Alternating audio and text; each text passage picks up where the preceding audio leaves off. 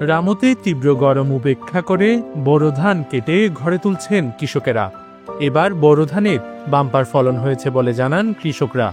একদিকে ধান কাটা হচ্ছে, অন্যদিকে ধান মাড়াই কাজে ব্যস্ত রয়েছে কৃষাণীরা। কৃষকরা বলছেন এবারে আবহাওয়া অনুকূলে ছিল, তাই উচ্চ ফলনশীল জাতের ফলন বেশ ভালো হয়েছে।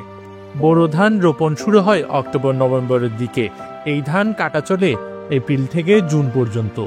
রামু উপজেলার কৃষি অফিস সূত্রে জানা যায়, ইতিমধ্যে রামুতে 90% পাকা ধান কাটা শেষ হয়েছে। এবছর ফলন ভালো হওয়াতে গত বছরের চাইতে 200 হেক্টরেরও বেশি ফলন হবে বলে আশা করছেন তারা।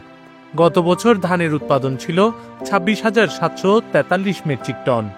চলতি বছরে 6,660 হেক্টর জমিতে বোরো ধান চাষ হয়েছে, যার উৎপাদন 26,950 মেট্রিক টন দাঁড়াবে বলে আশাবাদী কৃষি অফিস।